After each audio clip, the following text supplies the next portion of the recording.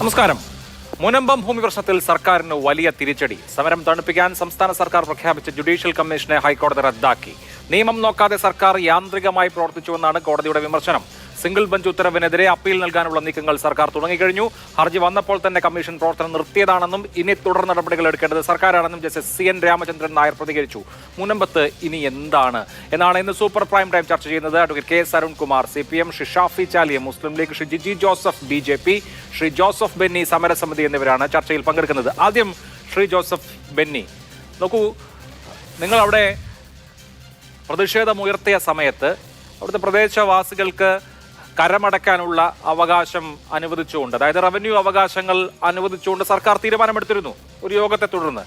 അത് ഹൈക്കോടതി റദ്ദാക്കുകയാണ് ഉണ്ടായത്, സ്റ്റേ ചെയ്യുകയാണ് ഉണ്ടായത്. അതിനുശേഷം സർക്കാർ എടുത്ത നടപടി ഒരു ജുഡീഷ്യൽ കമ്മീഷനെ വെക്കുക, ഈ വിഷയത്തിൽ പഠിച്ച് റിപ്പോർട്ട് നൽകുക, ആ റിപ്പോർട്ടിന്റെ അടിസ്ഥാനത്തിൽ പ്രശ്നപരിഹാരം എന്നുള്ളതായിരുന്നു. ആ ജുഡീഷ്യൽ കമ്മീഷന്റെ കോൺസ്റ്റിറ്റ്യൂഷൻ ഇന്ന് ഹൈക്കോടതി റദ്ദാക്കിയിരിക്കുന്നു. എന്ന് മാത്രമല്ല, കോടതി അസന്നിഗ്ധമായി പറഞ്ഞ കാര്യം വഖഫ് ഭൂമിയിലെ തീരുമാനമെടുക്കേണ്ടത് വഖഫ് ബോർഡും അത് കഴിഞ്ഞാൽ വഖഫ് ട്രിബ്യൂണലുമാണ്. മറ്റൊരു ബോഡിക്ക് അക്കാര്യത്തിൽ തീരുമാനമെടുക്കാൻ കഴിയില്ല എന്ന് അസന്നിഗ്ധമായി കോടതി, കേരള ഹൈക്കോടതി വ്യക്തമാക്കുമ്പോൾ, ജസ്റ്റിസ് ബെച്ചു കുര്യൻ തോമസ് വ്യക്തമാക്കുമ്പോൾ നമുക്ക് ആ വിഷയത്തിലൊരു ക്ലാരിറ്റി വരികയാണ്. ഇപ്പോഴത്തെ നിലയിൽ സർക്കാരിന് ഇനി ഒന്നും ചെയ്യാനില്ല എന്ന് ഏറെക്കുറെ മനസ്സിലാവുകയാണ്. എന്താണ് സമരസമിതിക്ക് ഈ വിധിയോടുള്ള പ്രതികരണം?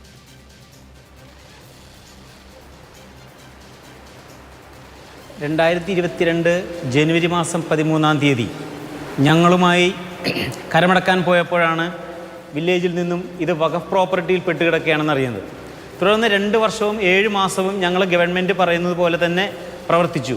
പക്ഷെ അതിൽ നിന്നും ഞങ്ങൾക്ക് മോചനം കിട്ടുകയില്ല എന്ന് മനസ്സിലാക്കിയപ്പോഴാണ് ഞങ്ങൾ വേറൊരു സമരമുഖത്തേക്ക് എത്തിപ്പെട്ടത്.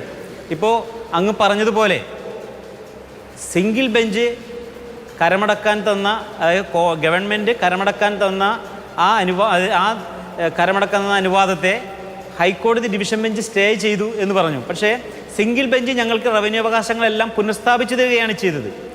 ആ സമയത്ത് അഡ്വക്കേറ്റ് പബ്ലിക് പ്രോസിക്യൂട്ടർ, ഗവൺമെൻറ് വക്കീലെ ഹൈക്കോടതിയിൽ ഹാജരാവുകയും കരമടക്കുന്നതിന് ഗവൺമെൻറ് അനുവാദം കൊടുക്കുകയും ചെയ്തിട്ടുണ്ട് എന്ന് സത്യവാങ്മൂലം കൊടുത്തു.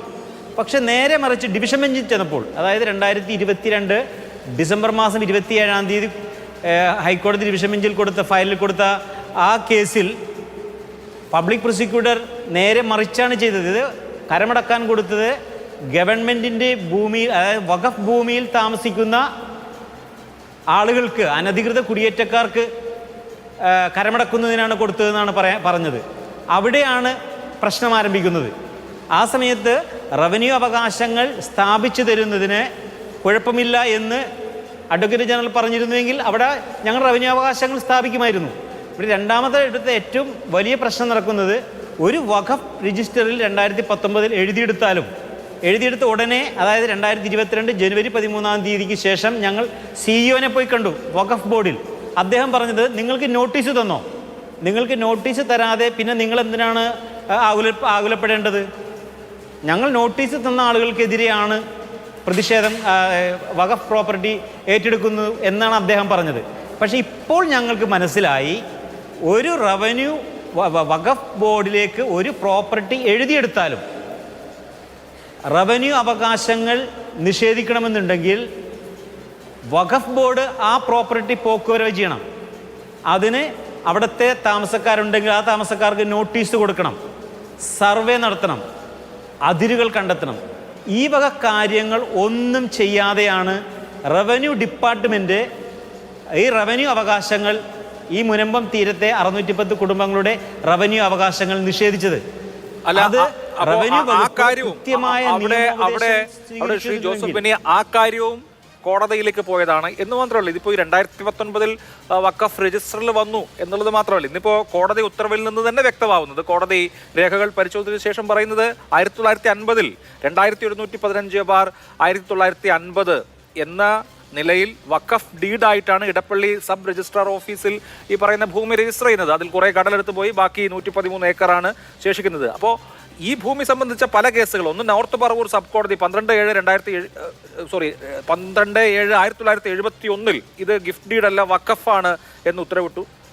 അത് അപ്പീൽ പോയി. ഹൈക്കോടതി അന്തിമമായി ഡിവിഷൻ ബെഞ്ച് 30/9/1975 ഇതേ കാര്യം, അതായത് വഖഫാണ് എന്ന് ശരിവെച്ചു കഴിഞ്ഞു. അപ്പോൾ ഇന്നത്തെ കോടതി വിധിയുടെ ക്രക്സ് എന്ന് പറയുന്നത് ഇത് വഖഫ് പ്രോപ്പർട്ടി ആയതുകൊണ്ട് സർക്കാരിനോ സർക്കാർ നിയോഗിക്കുന്ന ഒരു കമ്മിറ്റിക്കോ ഒരു സിവിൽ കോടതിക്കോ ഒന്നും ഇക്കാര്യത്തിൽ ഒരു റോളുമില്ല. ഇക്കാര്യത്തിൽ റോൾ ഉള്ളത് വഖഫ് ബോർഡിനും വഖഫ് ട്രിബ്യൂണലിനും മാത്രമാണ് എന്നുള്ളതാണ് ഉത്തരവ്.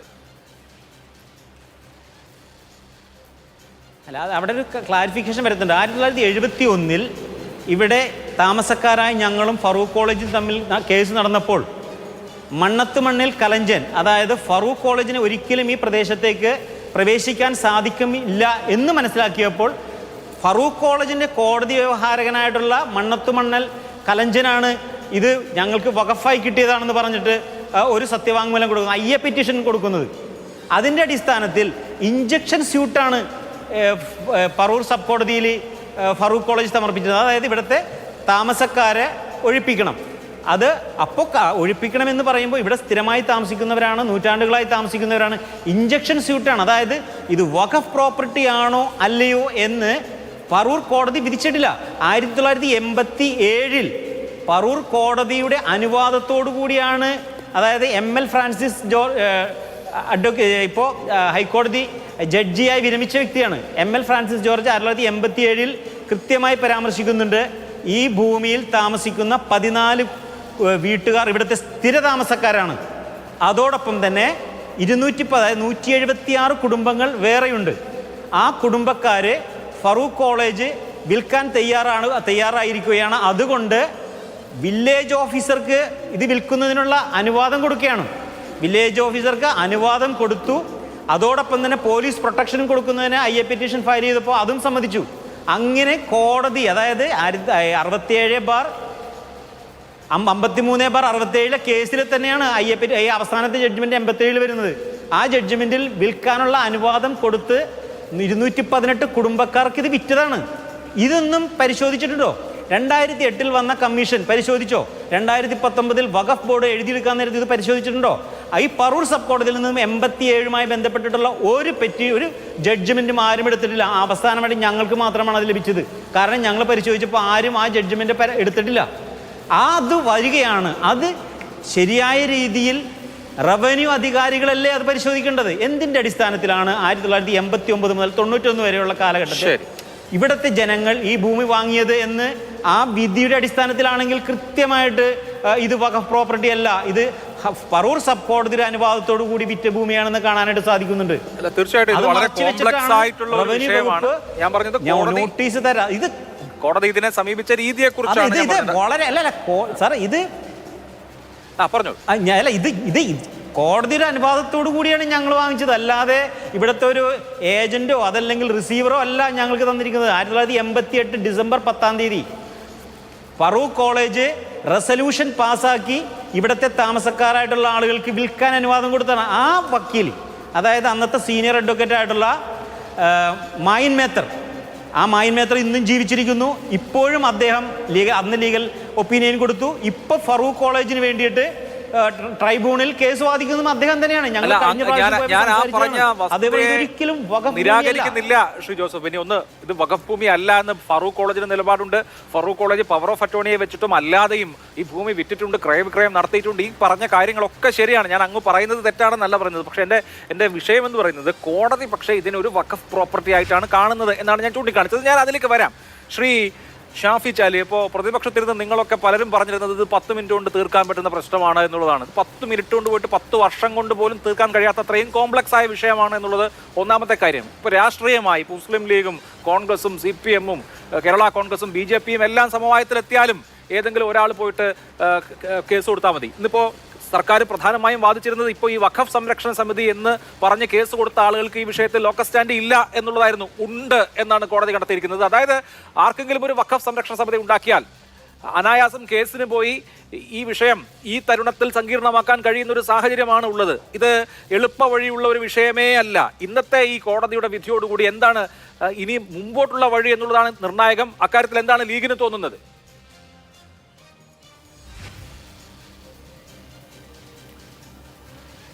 അതായത് ഈ വിഷയത്തിൽ സർക്കാരിൻ്റെ ഈ ഒളിച്ചുകളി ഈ കോടതി വിധിയോടുകൂടി ഏവർക്കും ബോധ്യമാകുകയാണ്.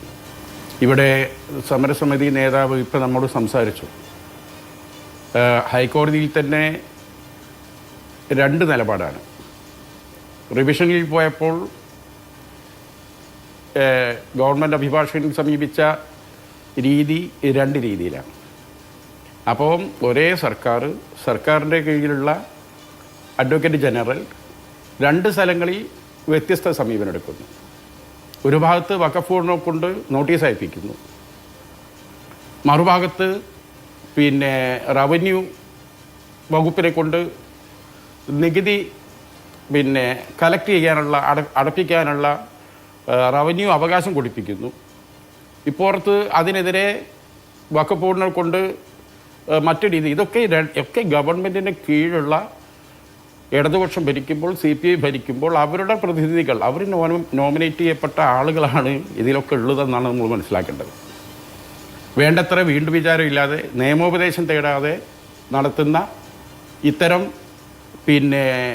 ഗവൺമെന്റിന്റെ തീരുമാനങ്ങളൊക്കെ കോടതി റദ്ദ് ചെയ്യുന്നിടത്തേക്ക് ഈ സർക്കാരിന് മുമ്പുള്ള സർക്കാരുകൾക്കൊന്നും ഇല്ലാത്ത വിധത്തിൽ ഈ സർക്കാരിന് നേരാമണ്ണം വാദിക്കാൻ അറിയാത്തത് കൊണ്ടോ വേറെ കുറെ വാദങ്ങൾ വെച്ചാൽ ഇത് അനുവദിക്കുമോ ഇല്ലയോ എന്നുള്ളത് കൊണ്ടൊന്നുമല്ല. ഇതിന്റെ സെൻട്രൽ പോയിന്റ് എന്താണ്? എന്തുകൊണ്ടാണ് കമ്മീഷൻ ഓഫ് എൻക്വയറി ആക്ട് അനുസരിച്ചുള്ള ഒരു ജുഡീഷ്യൽ കമ്മീഷൻ ഈ വിഷയത്തിൽ ബാധകമാവാത്തത്?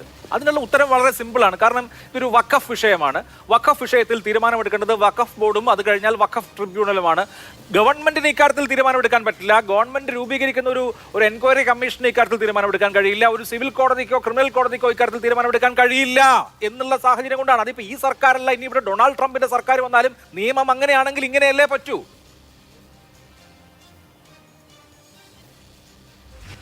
അല്ല, ഇവിടെ നിയമത്തെയല്ല പഴിക്കേണ്ടത്.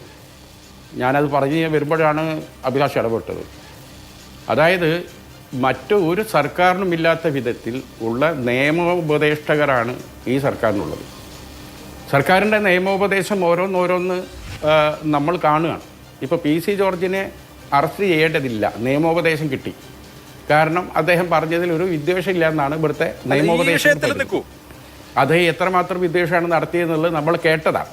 പറഞ്ഞു തീരട്ടെ. ഇതുപോലെ ഒരു നിയമോപദേശത്തിൻ്റെ അടിസ്ഥാനത്തിലാണ് ജസ്റ്റിസ് രാമേന്ദ്രൻ നായരുടെ നേതൃത്വത്തിലുള്ള ജുഡീഷ്യൽ കമ്മിറ്റി വെച്ചത്. ഇവിടെ നിലവിൽ സർക്കാർ ഒരു ജുഡീഷ്യൽ കമ്മീഷനെ വെച്ചു. ആ വെച്ച ജുഡീഷ്യൽ കമ്മീഷൻ റിപ്പോർട്ട് സർക്കാർ സമർപ്പിച്ചു. അന്ന് തന്നെ ആ ജുഡീഷ്യൽ കമ്മീഷൻ എല്ലാ കക്ഷികളെയും കേട്ടിരുന്നോ, ഹിയർ ചെയ്തിരുന്നോ, രേഖകൾ പരിശോധിച്ചിരുന്നോ എന്നൊന്നും പരിശോധിക്കാതെ കണ്ണുമടച്ചിയ നിസാർ കമ്മീഷനെ ഗവൺമെൻറ് മന്ത്രിസഭ അംഗീകരിക്കുകയാണ്. അംഗീകരിച്ച് ഇത് വഖഫ് സ്വത്താണ്, ഇനി സംരക്ഷിക്കേണ്ട ബാധ്യത വഖഫ് ബോർഡിനാണെന്ന് പറഞ്ഞുകൊണ്ട് അത് വഖഫിലേക്ക് ഫോർവേഡ് ചെയ്യുകയാണ്. സ്വാഭാവികമായിട്ടും ഒരു ഗവൺമെൻറ് ഇത് വഖഫാണെന്ന് പറഞ്ഞ് തന്നു കഴിഞ്ഞാൽ പിന്നെ അവിടെ വഖഫ് ബോർഡിന് അവിടെ അത് സംരക്ഷിക്കുന്ന പ്രക്രിയയിലേക്ക് കടക്കേണ്ടി വരും, സ്വാഭാവികമാണ്.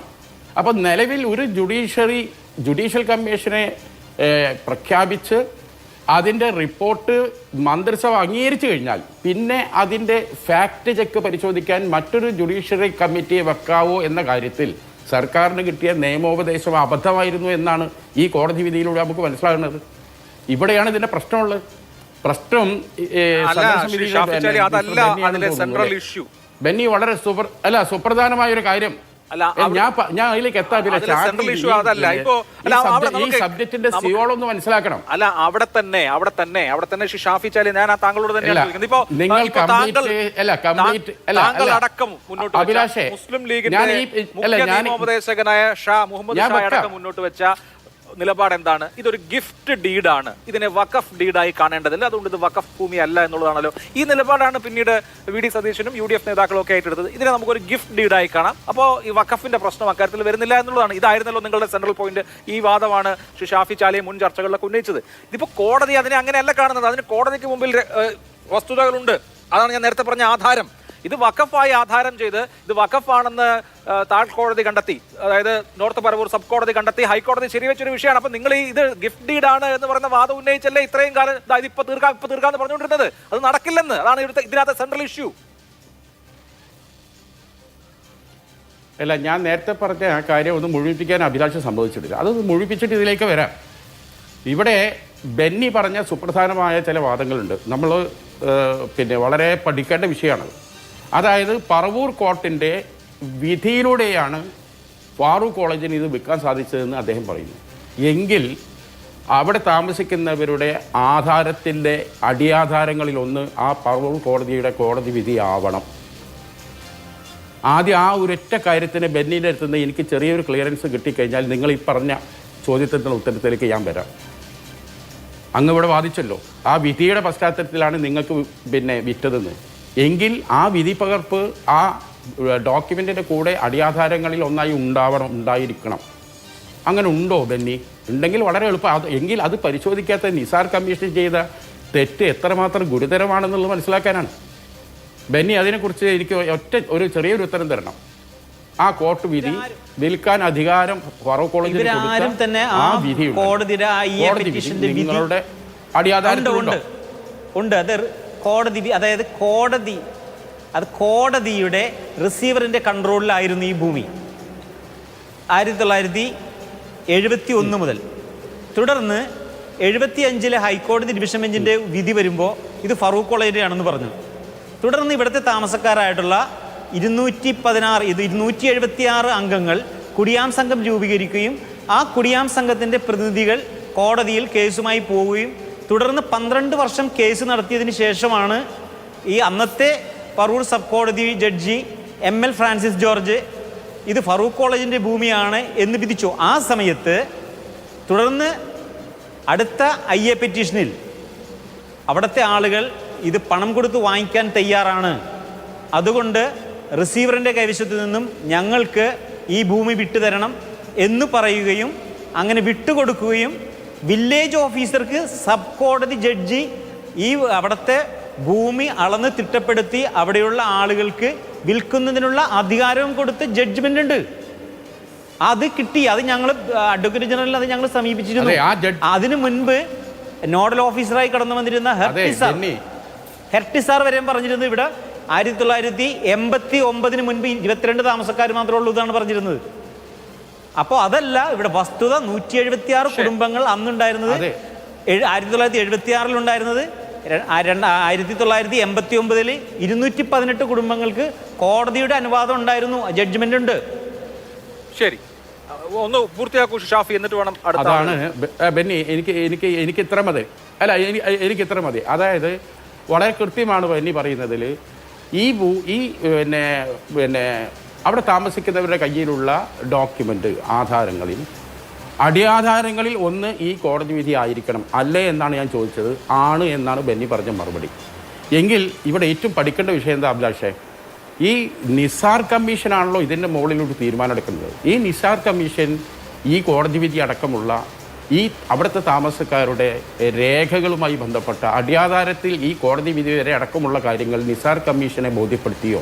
നിസാർ കമ്മീഷൻ അങ്ങോട്ട് വിളിച്ച് നിങ്ങളെ ഹിയർ ചെയ്തോ? അല്ലെങ്കിൽ നിസാർ കമ്മീഷൻ്റെ അടുത്തേക്ക് നിങ്ങൾ അങ്ങോട്ട് സമീപിച്ച് ഈ കാര്യങ്ങൾ ബോധ്യപ്പെടുത്തിയിരുന്നുവോ? ഈ കാര്യങ്ങൾ അറിയാതെ ഈ വിഷയത്തിൻ്റെ സങ്കീർണതകളിലേക്ക് നമുക്ക് കടക്കാൻ കഴിയില്ല. ഞാനും എൻ്റെ പാർട്ടിയും നിസാർ കമ്മീഷൻ അത്ര സുതാര്യമായിട്ടല്ല, വേണ്ടത്ര പഠനം നടത്തിയിട്ടല്ല ഈ റിപ്പോർട്ട് സമർപ്പിച്ചതെന്ന് ആശങ്കപ്പെട്ടിരുന്നു. പിന്നെ ഇത് ഗിഫ്റ്റ് ലാൻഡാണ് എന്നത് മുസ്ലിം ലീഗിൻ്റെ തീരുമാനമല്ല, ഗിഫ്റ്റ് ലാൻഡാണെന്നുള്ള വാദത്തെ ഞങ്ങൾ എൻഡോസ് ചെയ്തത്. അങ്ങനെ ഒരു വാദമുണ്ട്, മനസ്സിലാക്കണം. വഖഫ് ചെയ്തതാണ് എന്ന നിലക്ക് വഖഫായി കാണണമെന്ന വാദക്കാരുമുണ്ട്, അതല്ല ഗിഫ്റ്റ് ലാൻഡാണെന്നുള്ള വാദക്കാരുമുണ്ട്. ഈ രണ്ട് വാദങ്ങൾ വരുമ്പോൾ അത് എന്ത് ചെയ്യണം? നിയമപരമായും വസ്തുതാപരമായും പരിശോധിക്കപ്പെടണമെന്നാണ് മുസ്ലിം ലീഗിൻ്റെ സ്റ്റാൻഡ്. എനിക്ക് മുമ്പ് വന്ന് സംസാരിച്ചവരും ഞാനും ഒക്കെ അതാണ് സ്റ്റാൻഡ് എടുത്തത്. നമുക്ക് കാണേണ്ടത് നിയമത്തിൻ്റെ സങ്കീർണത കോടതികളിൽ പോയി തന്നെ പരിഹരിക്കപ്പെടണം. അതോടൊപ്പം ബെന്നിയുടെ നേതൃത്വത്തിലുള്ള അവിടുത്തെ ആ സാധുക്കളായ മനുഷ്യരുടെ കാര്യത്തിൽ മനുഷ്യത്തരപരമായ ഒരു തീരുമാനത്തിലേക്ക് എത്താൻ ഇവിടുത്തെ എല്ലാവരും, നിയമവും സർക്കാരും വേണ്ട മാർഗങ്ങളെക്കുറിച്ച് അന്വേഷിക്കണം. ഈ പൊട്ടന്മാരായ നിയമോപദേഷ്ടാക്കളൊക്കെ മാറ്റി വിവരമുള്ള ആരെടുത്തെങ്കിലും പോകണം. ഈ കൊലപാതക കേസൊക്കെ വരുമ്പോൾ വലിയ വിവരമുള്ള ആളെ കൊണ്ടുവരുന്നുണ്ടല്ലോ ഡൽഹിയിൽ നിന്ന്.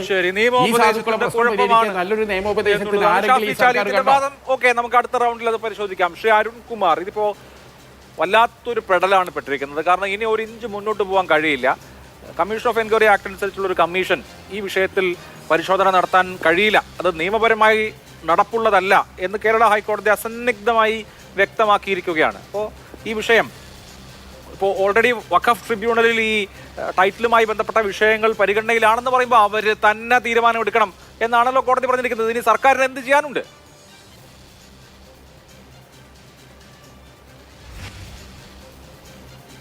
ഇതിൽ സാങ്കേതികമായിട്ടുള്ള വശങ്ങൾ മാത്രം നോക്കിയിട്ടാണ് ഹൈക്കോടതി ഇത്തരത്തിലൊരു വിധിയിലേക്ക് എത്തിച്ചേർന്നിരിക്കുന്നത് എന്നതാണ് ഞാൻ മനസ്സിലാക്കുന്നത്.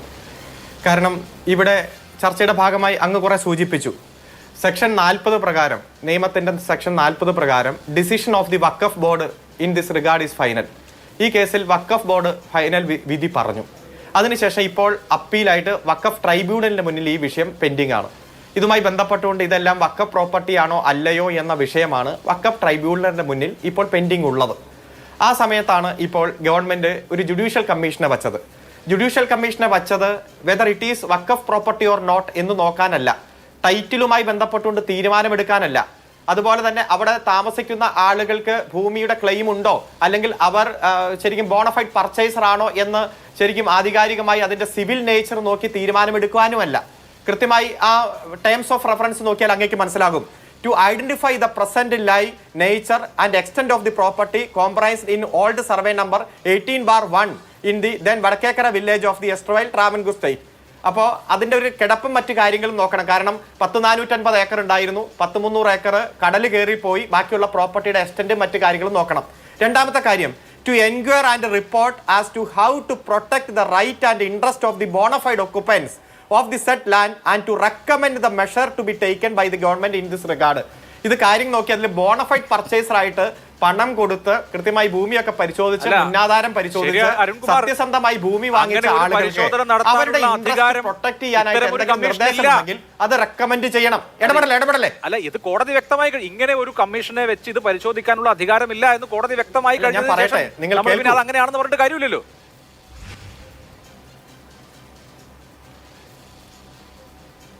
അല്ല, ഞാനത് പറയട്ടെ. എന്റെ സമയമല്ല, ഞാൻ എന്നെ പറയാൻ അനുവദിക്കേ. അത്തരത്തിൽ 2 ടേംസ് ഓഫ് റെഫറൻസ് ആണ് വച്ചിരിക്കുന്നത്. ആ ടേംസ് ഓഫ് റെഫറൻസിൽ ഒരിടത്തും വഖഫ് ബോർഡിന്റെയോ വഖഫ് ട്രൈബ്യൂണലിന്റെയോ തീരുമാനത്തിൽ ഇടപെടാനോ ആ തീരുമാനത്തെ സ്വാധീനിക്കുന്ന തരത്തിലുള്ള തീരുമാനം എടുക്കാനുള്ള ടേംസ് ഓഫ് റെഫറൻസ് ഇല്ല.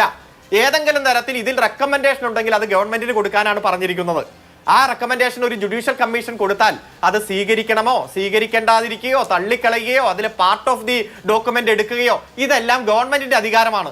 കമ്മീഷൻ ഓഫ് എൻക്വയറീസ് ആക്ട് പ്രകാരം എത്രയോ കമ്മീഷനുകളിലൂടെ വരുന്നു, എത്രയോ കമ്മീഷന്റെ ഉത്തരവുകൾ വരുന്നു, ശുപാർശകൾ വരുന്നു, ഉത്തരവല്ല ശുപാർശകൾ വരുന്നു.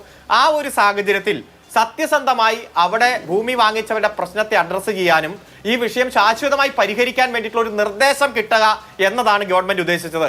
അല്ലാതെ ഷാഫി ചാലിയും പറഞ്ഞതുപോലെ മുൻപ് ഒരു കമ്മീഷനെ വെച്ചിട്ട് വീണ്ടും ഒരു കമ്മീഷനെ വെച്ചതാണ് കോടതി അതിൽ ഇടപെടാനുണ്ടായിട്ടുള്ള കാരണം എന്നൊക്കെ പറഞ്ഞാൽ ആ ഉത്തരവ് വായിച്ചാൽ മനസ്സിലാകും. ഒറ്റ പ്രശ്നമേ ഉള്ളൂ, ഈ വഖഫ് ബോർഡ് ഈ തീരുമാനമെടുത്ത വർഷം ഏതാണ്? ആ വർഷത്തിൽ ആരൊക്കെയായിരുന്നു വഖഫ് ബോർഡിൽ ഉണ്ടായിരുന്നത്? കൃത്യമായി പറഞ്ഞാൽ 6 പേരിൽ 4 പേരും UDFന്റെ നേതാക്കന്മാരായിരുന്നു. ആരായിരുന്നു വഖഫ് ബോർഡിന്റെ ചെയർമാൻ? ജനാബ് സയ്യിദ് റഷീദ് അലി PM, അദ്ദേഹമായിരുന്നു ചെയർമാൻ. മുസ്ലിം ലീഗിന്റെ നേതാവല്ലേ? മായിൻ ഹാജി ആരാ? മുസ്ലിം ലീഗിന്റെ നേതാവല്ലേ? PV സൈനുദ്ദീൻ ആരാ? അതുപോലെ തന്നെ ഫാത്തിമ റസ്ന കോൺഗ്രസിന്റെ നേതാവല്ലേ? 6ൽ 4 പേരും UDFന്റെ ഉത്തരവാദിത്തപ്പെട്ടവർ, ലീഗിന്റെ ഉത്തരവാദിത്തപ്പെട്ടവർ ഇരിക്കുമ്പോൾ ബോർഡ് ഒരു തീരുമാനം എടുത്തു, ഇത് മുഴുവൻ വഖഫ് പ്രോപ്പർട്ടിയാണെന്ന്. ആ തീരുമാനം നിങ്ങളെടുത്ത് നടപ്പാക്കി അതിന്റെ ഭാഗമായി പിന്നീട് വന്ന വഖഫ് ബോർഡിലെ അംഗങ്ങൾ നോട്ടീസ് അയച്ചു. അതിനിപ്പോ പറയുക LDF അങ്ങ് നോട്ടീസ് അയച്ചു, ഇതൊക്കെ CPMന്റെ കുഴപ്പമാണെന്ന് പറയാൻ നാണമില്ലേ നിങ്ങൾക്ക്? ഈ ഉത്തരവും ഇതിന്റെ നാൾ വഴികളൊക്കെ ഒന്ന് പരിശോധിക്കേ. ഇത്തരത്തിലൊരു വിഷയം ഉണ്ടാകുമ്പോൾ ആ വിഷയം ശാശ്വതമായി പരിഹരിക്കാൻ വേണ്ടിയിട്ടുള്ള ഇടപെടലുമായിട്ട് ഗവൺമെന്റ് മുന്നോട്ട് പോകുന്നു. ഒരു സാങ്കേതിക വശത്തിൽ ഹൈക്കോടതിയുടെ സിംഗിൾ ബെഞ്ച് ഇടപെടുന്നു, ഡിവിഷൻ ബെഞ്ചിൽ പോകും. ഈ വിഷയം പരിഹരിക്കാൻ എന്താണോ മാർഗം അങ്ങ് അറ്റം വരെ പോകും. എന്നിട്ടും പറ്റിയില്ലേ, സുപ്രീം കോടതി പോകും. ഈ വിഷയത്തിന്റെ എല്ലാ തരത്തിലുള്ള നൂലാമാലകളും മാറ്റി അവിടെ താമസിക്കുന്ന ആളുകൾക്ക് അന്തസ്സോടെ താമസിക്കാനുള്ള സാഹചര്യം ഇവിടെ ഒരുക്കും. ഇവിടെ പറഞ്ഞല്ലോ വഖഫ് പ്രോപ്പർട്ടിയുമായി ബന്ധപ്പെട്ട ചില വിഷയം, ഇത് ഗിഫ്റ്റ് ആണോ അതോ വഖഫാണോ തീരുമാനിക്കട്ടെ. വഖഫ് എന്ന് പറഞ്ഞാൽ എന്താ? Permanent dedication to Allah, permanent dedication to ഏതാ? ദൈവമാണോ അള്ളയാണോ ആയിക്കോട്ടെ, ആർക്കായാലും ഇത് പെർമനന്റ് ഡെഡിക്കേഷൻ ആണോ? ഇതിൽ ഒരു 3 കണ്ടീഷൻ വച്ചല്ലേ കൊടുത്തേ. ആദ്യത്തെ കണ്ടീഷൻ എന്നാ? Farook college who is the transfer is having the right to alienate or sell the property. Farook കോളേജിന് വേണമെങ്കിൽ വിൽക്കാം. രണ്ടാമത്തെ കണ്ടീഷൻ എന്താ? വിദ്യാഭ്യാസ ആവശ്യങ്ങൾക്ക് മാത്രമേ ഉപയോഗിക്കാവൂ. മൂന്നാമത്തെ ആവശ്യം എന്താ? വിദ്യാഭ്യാസ ആവശ്യങ്ങൾക്കല്ല ഉപയോഗിക്കുന്നെങ്കിൽ ഈ ഭൂമി കൊടുത്ത ആളിലേക്ക് തിരിച്ചു വരും, നമ്മുടെ സയ്യിദിലേക്ക് തിരിച്ചു വരും. ഇതൊക്കെ വരുമ്പോ കണ്ടീഷൻ ഉണ്ട്. അപ്പൊ whether it is Waqf property or not പരിശോധിച്ചോട്ടെ. വഖഫ് ബോർഡ് തീരുമാനിച്ച് തിരിച്ചാണെങ്കിൽ വഖഫ് ട്രൈബ്യൂണൽ തീരുമാനിച്ചോട്ടെ. ഇതിലൊന്നും ഇടപെടാൻ ജുഡീഷ്യൽ കമ്മീഷനോ ഗവൺമെന്റോ തീരുമാനിച്ചിട്ടില്ല. അതിലുള്ള ടേംസ് ഓഫ് റെഫറൻസും ഇല്ല. അതുകൊണ്ട് ഇപ്പൊ വന്ന വിധിക്ക് അപ്പീൽ പോകാൻ തന്നെയാണ് ഗവൺമെന്റിന്റെ തീരുമാനം. ഏതറ്റം വരെ മുനമ്പത്തെ സാധാരണക്കാരായ ജനങ്ങളുടെ ജീവിതം ഉറപ്പുവരുത്താൻ, അവർ പണം കൊടുത്തു വാങ്ങിച്ച ഭൂമി ഉറപ്പുവരുത്താനുള്ള പോരാട്ടവുമായി ഗവൺമെന്റ് മുന്നോട്ട് പോകും. ശരി, ഓക്കെ. ഇവിടെ ശ്രീ ജിജി ജോസഫ്, ഒന്ന് കാര്യങ്ങൾ സങ്കീർണമാണെന്നല്ല, അതിസങ്കീർണമാണ്. ഈ പ്രശ്നം പരിഹരിക്കാനുള്ള ഒരു നീക്കമായിരുന്നു ഒരു ജുഡീഷ്യൽ കമ്മീഷൻ. ആ കമ്മീഷന്റെ റെക്കമെൻഡേഷൻ അനുസരിച്ച് സർക്കാർ എടുക്കുന്ന തീരുമാനം എന്നുള്ളതായിരുന്നു മുനമ്പം നിവാസികൾക്ക് കൊടുത്ത ഒരു വാഗ്ദാനവും. പക്ഷെ അത് നടപ്പാവില്ല. കാരണം ഇങ്ങനെ ഒരു ജുഡീഷ്യൽ കമ്മീഷനെ ഈ വിഷയത്തിൽ കോൺസ്റ്റിറ്റ്യൂട്ട് ചെയ്യാനുള്ള അധികാരം സർക്കാരിന് ഇല്ല എന്ന് തന്നെയാണ് ഹൈക്കോടതിയുടെ സിംഗിൾ ബെഞ്ച് വ്യക്തമാക്കിയിരിക്കുന്നത്. ഇതിനകത്ത് സർക്കാരിനൊന്നും ചെയ്യാനില്ല. വഖഫ് ബോർഡ്, വഖഫ് ട്രിബ്യൂണലിൽ ഇപ്പോൾ ഉള്ള അപ്പീലിന്മേൽ വഖഫ് ട്രിബ്യൂണൽ ഒരു തീരുമാനം എടുക്കട്ടെ എന്ന് കാത്തിരിക്കുക, അല്ലാതെ എന്ത് ഓപ്ഷനാണുള്ളത്? അല്ല, ഇവിടെ അരുണൊക്കെ പറയുന്നത് കേട്ട സുപ്രീം കോടതി പോവും, ഹൈക്കോടതി, ഇനിയും ഡിവിഷൻ ബെഞ്ചിൽ പോവും. ഇതൊക്കെ പറയുന്ന ആരോടാ? ഇന്നത്തെ വിധി എടുത്ത് നോക്ക്. ഇന്നത്തെ വിധി എടുത്ത് നോക്കുമ്പോൾ നിങ്ങൾക്ക് ഇതിനകത്ത് തൊടാൻ അവകാശമില്ല. ഈ കമ്മീഷനെ വെച്ചിട്ട് നിങ്ങൾ എന്ത് പഠിച്ചിട്ടും കാര്യമില്ല. എന്തിന് നിങ്ങളിത് വെച്ചേക്കുന്നത്? എന്തിനോ വേണ്ടി തിളക്കുന്ന സാമ്പാർ എന്ന് പറയുന്ന പോലെ എന്തിനോ വെച്ചിരിക്കുന്ന കമ്മീഷനാണ്. ഇതുകൊണ്ട് ഒരു പ്രയോജനമില്ല. നിങ്ങൾ ഇനി സുപ്രീം കോടതി പോയാലും പ്രയോജനമില്ല. ഇവിടെ പറഞ്ഞിട്ടുണ്ട് ട്രിബ്യൂണൽ തന്നെയാണ് പോകേണ്ടതെന്ന് പറഞ്ഞു. രണ്ട് നിലപാട് LDF-നുണ്ട് അല്ലെങ്കിൽ CPM-നുണ്ട് എന്ന് ഷാഫി ചാലിയം പറയുമ്പോൾ, ഷാഫി ചാലിയത്തിൻ്റെ ആളുകൾ തന്നെ പറയുന്നുണ്ട്, മുഹമ്മദ് ഷായെ പോലുള്ള ആളുകൾ പറയുന്നത് ഗിഫ്റ്റ് ഡീഡാണെന്ന് പറയുന്നുണ്ട്. അതുപോലെ തന്നെ KPA മജീദ് പറയുന്നുണ്ട് ഇത് വഖഫിൻ്റെ പ്രോപ്പർട്ടിയാണ്, ഇത് തിരിച്ചു പിടിക്കണമെന്ന് പറയുന്നുണ്ട്. ഇവരും ഈ ഇരട്ടത്താപ്പാണ് കാണിക്കുന്നത്. ഇവർ രണ്ടുപേരും ഈ ചാനലിൽ വന്നിരുന്ന് അങ്ങോട്ടും ഇങ്ങോട്ടും തമ്മിൽ തല്ലിക്കൊണ്ടിരിക്കുക. നിങ്ങളാണ് ഞങ്ങളാണ് എന്നൊക്കെ പറഞ്ഞ് തമ്മിൽ തല്ലിക്കൊണ്ടിരിക്കുന്ന സമയത്ത് ഇവർ രണ്ടും കൂടെ ഒരുമിച്ച് വഖഫ് ഭേദഗതി ബില്ലിനെതിരെ പ്രമേയം പാസ്സാക്കും. അതെന്ത് ന്യായ? ഇത് ആരെയും പറ്റിക്കുന്നത്? ഇവിടെ വന്നിട്ട് VD സതീശൻ പറഞ്ഞ 10 മിനിറ്റ്, എനിക്ക് 10 മിനിറ്റ്, 1.5 കൊല്ലല്ലേ ഉള്ളൂ, ഞാൻ വന്നിട്ട് 10 മിനിറ്റ് കൊണ്ട് പ്രശ്നം പരിഹരിച്ചു തരാം. എങ്ങനെ പരിഹരിക്കാനാ? അത് പറ്റിക്കലല്ലേ? ഈ കമ്മീഷനെ വെച്ചത് ഒന്നും നടക്കില്ല എന്നറിയാം. ഇത് ഏത് വക്കീലിനെ അറിയാത്തത്? നിയമോപദേശം തരുന്ന ഏത് വക്കീലിനെ അറിയാത്തത്? ഇത് നടക്കില്ല എന്നറിയാം. അപ്പോഴൊക്കെ ഇവർ ഉപവാസം സമരം അവിടെ സത്യാഗ്രഹ സമരം അവിടെ നടക്കുന്ന സമയത്ത് ഈ ജുഡീഷ്യൽ കമ്മീഷനെ പ്രഖ്യാപിച്ചതിന് ശേഷം ഈ സമരക്കാരോട് പറഞ്ഞെന്തറിയോ? ഈ സമരം നിങ്ങൾ എത്രയും പെട്ടെന്ന് നിർത്തുന്ന P രാജീവ് അടക്കമുള്ള ആളുകൾ പറഞ്ഞത് നിങ്ങളുടെ പ്രശ്നത്തിന് പരിഹാരമായിരിക്കുന്നു, നിങ്ങൾ സമരം നിർത്തുക എന്ന് പറഞ്ഞു. സമരമായിരുന്നു, സമരം നിർത്തുകയായിരുന്നു. ജിജി ജോസഫ്, ഞാനൊരു കാര്യം ചോദിച്ചോട്ടെ. സമരം നിർത്തണ്ട, സമരം ചെയ്യണം. ആരോട് സമരം ചെയ്യണം? ഇവിടെ ഇന്നത്തെ വിധിയിൽ നിന്നും വ്യക്തമാവുന്നത് സംസ്ഥാന സർക്കാരിന് ഈ കാര്യത്തിൽ സേ ഇല്ല എന്ന് തന്നെയാണ്. നിങ്ങൾക്ക് ഇങ്ങനെ ഒരു കമ്മിറ്റി കൺസ്റ്റിറ്റ്യൂട്ട് ചെയ്തിട്ട് അതിന്റെ റെക്കമെൻഡേഷൻ വാങ്ങിച്ചിട്ട് അതനുസരിച്ച് പ്രവർത്തിക്കാനുള്ള അധികാരമില്ല എന്ന് കോടതി പറഞ്ഞ സ്ഥിതിക്ക് ഇവരാരോടാണ് സമരം ചെയ്യേണ്ടത്? സമരം ചെയ്യേണ്ടത് ഇവിടെ നിന്ന് പോകുന്ന MP-മാരുടെ ശ്രദ്ധയിലേക്ക് വരാൻ വേണ്ടിയിട്ടാണ് സമരം ചെയ്യേണ്ടത്. ആ MP-മാരാണ് ലോക്സഭയിൽ വഖഫ് ബില്ല് വരുന്ന സമയത്ത് വേണ്ട ഭേദഗതികൾ കൊണ്ടുവരുന്നതിന് വേണ്ടിയിട്ടുള്ള സഹായം ചെയ്യേണ്ടത്, ഇതിനെ പിന്തുണയ്ക്കേണ്ടത്. അതുകൊണ്ട് ഈ സമരം നേരെ പോകേണ്ടത് UDF-ന്റെയും LDF-ന്റെയും ക്യാമ്പിലേക്കാണ് പോകേണ്ടത്. നിങ്ങൾ തൃശ്ശൂർ MP-യെ നിങ്ങൾ ഓർത്ത് വിഷമിക്കേണ്ട. തൃശ്ശൂർ MP ഇതിനെ പാർലമെന്റിൽ നിയമം വന്നു, അത് സ്റ്റാൻഡിംഗ് കമ്മിറ്റി കടന്നു, അതിന്റെ ഫൈനൽ പ്രോസസ്സിലാണ്. ഇനിയിപ്പോ ആ നിയമം നടപ്പായെന്ന് വെക്കുക. അതിന് മുൻകാല പ്രാബല്യത്തോടുകൂടി ഇവിടുത്തെ ഈ മുനമ്പം നിവാസികളുടെ പ്രശ്നം പരിഹരിക്കാനുള്ള കെൽപ്പുണ്ടോ? അവിടെ വഖഫിന്റെ കോൺസ്റ്റിറ്റ്യൂഷനെ സംബന്ധിച്ചും ജൂറിസ്ഡിക്ഷനെ സംബന്ധിച്ചും ഒക്കെ ചില മാറ്റങ്ങൾ ഈ വഖഫ് ഭേദഗതിയിൽ ഉണ്ട് എന്നുള്ളത് ശരിയാണ്. വഖഫ് ആര് ഭരിക്കുന്നു എന്നുള്ളതല്ലല്ലോ ഇവിടുത്തെ പ്രശ്നം. ആ നിയമം പാസ്സായാൽ മുനമ്പംകാർക്കൊക്കെ ഭൂമി അവർക്ക് കൃത്യമായി കിട്ടുമോ? എന്താ പ്രശ്നം? ഇതിൻ്റെ അകത്ത് വഖഫ് ഇത് രജിസ്റ്റർ ചെയ്ത് എടുത്തിട്ടില്ല. രജിസ്റ്റർ ചെയ്ത് എടുത്താൽ മാത്രമേ അല്ല അങ്ങനെ രജിസ്റ്റർ അല്ലല്ല അവിടെ ട്രിബ്യൂണലിന്റെ വിധി വന്നിട്ട് ഇത് ഇതിൽ ആയിട്ടില്ല. ട്രിബ്യൂണലിന്റെ വിധിയിലേക്ക് ഇവർ അപ്പീൽ കൊടുത്തിട്ടുണ്ട്. ബെന്നി ജോസഫിനോട് ഞാൻ ഇന്ന് വൈകുന്നേരം സംസാരിക്കുമ്പോൾ ഇവർ ട്രിബ്യൂണലിൽ പോയിട്ടുണ്ട്. അതിന്റെ വിധി വന്നിട്ടില്ല. അതുകൊണ്ട് തന്നെ ഇത് മുൻകാല പ്രാബല്യത്തോടു കൂടി ഇത് ഈ മുനമ്പത്തെ ജനങ്ങൾക്ക് കിട്ടുകയും ചെയ്യും. പിന്നെ ഇതൊന്നുമല്ല പ്രശ്നം. ഈ മുനമ്പത്തെ ജനങ്ങൾക്ക് കിട്ടുമോ ഇല്ലയോ എന്നുള്ളതിനെ കുറിച്ചുള്ള തർക്കമല്ല. അതിനുവേണ്ടി ഈ ജനവിഭാഗത്തെ സംരക്ഷിക്കാൻ ഇവിടുത്തെ MP-മാർ എന്ത് ചെയ്യുമെന്നുള്ള പ്രശ്നം. അത് പൊളിറ്റിക്കലല്ലോ. ജനങ്ങളുടെ ജീവിത പ്രശ്നമല്ലേ? അതങ്ങനെ പൊളിറ്റിക്കലാവണ്ടേ? പൊളിറ്റിക്സ് എല്ലാവർക്കും ഉണ്ട്. പൊളിറ്റിക്സ് ജീവിത പ്രശ്നമാണ്. തീർക്കുമെന്ന് പറഞ്ഞത് കണ്ണിൽ പൊടിയിടലാണെന്ന് പറഞ്ഞതുപോലെ ഇപ്പോ MP-മാരെ നിലപാടെടുത്താൽ ഇത് തീരുമെന്ന് പറയുന്നത് അല്ല. MP-മാർ നിലപാടെടുത്തില്ലെങ്കിൽ ഈ നിയമം പാസ്സാവും.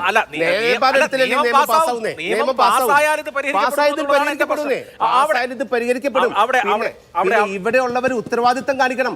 ഞാൻ പറയുന്നത് ഈ പള്ളിമുറ്റത്തിരിക്കുന്നവർ സമരവുമായി പോകേണ്ടത് ഇവിടുത്തെ എംപിമാരുടെ വീട്ടിലേക്കാണ്. അല്ല, അത് താങ്കൾ തന്നെ പറഞ്ഞല്ലോ, ആ നിയമം പാസ്സാക്കാൻ ഇവിടുത്തെ എംപിമാരുടെ വേണം. അല്ലല്ല ഇവിടുത്തെ ഈ ജനത്തിന്റെ വോട്ട് വാങ്ങി ജയിച്ചവന് ഒരു ഉത്തരവാദിത്തം കാണിക്കണം. ഇവിടെ വന്ന് ഞാൻ ചോദിക്കട്ടെ, അഭിലാഷ്, ഞാൻ വേറൊരു കാര്യം ചോദിക്കട്ടെ. ശ്രീ ജോസഫ് ബെന്നിയോട് എനിക്കൊരു ചോദ്യം ചോദിക്കണം. ശ്രീ ജോസഫ് ബെന്നി, പന്തിപ്പോൾ കൃത്യമായി പറഞ്ഞാൽ വഖഫ് ട്രിബ്യൂണലിന്റെ കോർട്ടിലാണ്. ഇപ്പോൾ വഖഫ് ട്രിബ്യൂണൽ എന്ന് പറയുമ്പോൾ ആളുകൾ അത് നിയമബാഹ്യമായ ഒരു സമിതിയാണോ എന്ന് തെറ്റിദ്ധരിക്കുമ്പോൾ എനിക്ക് ഭയമുണ്ട്. അങ്ങനെയല്ല, അത് നിയമത്തിനകത്ത് നിൽക്കുന്ന കോടതികൾ പോലെയുള്ള ഈ വിഷയങ്ങൾ പരിഹരിക്കാനുള്ള ഒരു കോടതിയാണ്. അപ്പോൾ വഖഫ് ട്രിബ്യൂണലിനെ കാര്യങ്ങൾ കൃത്യമായി, അതായത് ടൈറ്റിലുമായി ബന്ധപ്പെട്ട കാര്യങ്ങൾ വഖഫ് ട്രിബ്യൂണലിനെ ബോധ്യപ്പെടുത്തുക എന്നുള്ളതല്ലേ ഇക്കാര്യത്തിലെ ശരിയായ ഓപ്ഷൻ? രണ്ട് കാര്യങ്ങളുണ്ട്. ഒന്ന്, ട്രിബ്യൂണലിലുള്ള ആ ഓപ്ഷൻ ഉണ്ട്. ട്രിബ്യൂണലിൽ ഞങ്ങൾ വളരെ ഭംഗിയായിട്ട് രണ്ട് വക്കീലന്മാരെ ഞങ്ങൾ വെച്ചിട്ടുണ്ട്. അവർ രണ്ടുപേരും ശക്തമായ രീതിയിലുള്ള വാദങ്ങൾ അടുത്ത ദിവസങ്ങളിൽ തന്നെ തുടങ്ങും. അതേപോലെ തന്നെ മായിൻ മേത്തർ, അവിടെ മായിൻകുട്ടിയുണ്ട്, അവരും നടത്തും. അത് വഖഫ് പ്രോപ്പർട്ടി അല്ല, അതായത് ഈ കണ്ടീഷൻ വന്നിരിക്കുന്നതിൻ്റെ പേരിൽ അത് വഖഫ് പ്രോപ്പർട്ടി അല്ല എന്ന് ട്രിബ്യൂണൽ വിധിച്ചാൽ പോലും ഈ പുതിയ നിയമം വന്നിരിക്കുന്നതിൻ്റെ പേരിൽ വീണ്ടും അവർക്ക് എന്ത് ചെയ്യാം? ആ നിയമത്തിലായാലും അല്ലെങ്കിൽ പഴയ നിയമത്തിലായാലും അവർക്ക് അതിന് അപ്പീൽ പോകാൻ സാധിക്കും. അതും കോടതി വ്യവഹാരങ്ങൾ നീണ്ടുപോകും. പക്ഷെ ഞങ്ങൾക്കിവിടെ അനുഗ്രഹമായി വന്നിട്ടുള്ളത് പാർലമെൻറ്റിൽ ഇപ്പോൾ പാസ്സാക്കാൻ പോകുന്ന ആ ബില്ല് അത് നിയമമായി വരികയാണെങ്കിൽ സുന്നിയും ഷിയയും ഉണ്ട്. അതിനകത്ത് ഷിയ വിഭാഗത്തിൻ്റെ ന്യൂനപക്ഷ വിഭാഗമായ ബോറ, അനഖാനി എന്ന രണ്ട് സമുദായങ്ങൾക്ക് വഖഫ് ബോർഡല്ല, അവർക്ക് ട്രസ്റ്റിലൂടെയാണ് അവരുടെ സമർപ്പണങ്ങൾ അവർ ലഭിക്കുന്നത് എന്ന് JPCയിലെ ആദ്യത്തെ സെഷനിലല്ല, JPC വന്നതിന് ശേഷം രണ്ടാമത്തെ സെക്ഷനിൽ അത് അവർക്ക് വേണ്ടിയിട്ട് കൂട്ടിച്ചേർത്തു. ആ കൂട്ടിച്ചേർത്തിരിക്കുന്നത് മുനമ്പം ജനതയ്ക്ക് കൂടി ഉപകാരപ്രദമാകാൻ വേണ്ടിയാണ് എന്നാണ് എനിക്ക് മനസ്സിലാക്കാൻ സാധിക്കുന്നത്. കാരണം 1860 സൊസൈറ്റി ആക്റ്റും പ്രകാരം രജിസ്റ്റർ ചെയ്തിട്ടുള്ളതാണ് ഫറൂഖ് കോളേജ്. 1948 ഫറൂഖ് കോളേജ് സ്ഥാപിതമാകുന്നത്. ആ സമയത്ത് അത് സൊസൈറ്റി ആക്ട് പ്രകാരം രജിസ്റ്റർ ചെയ്തതാണ്. 1950 ഫറൂഖ് കോളേജിന് ഈ സൊസൈറ്റിക്ക് ഗിഫ്റ്റായി കൊടുക്കുന്നത്.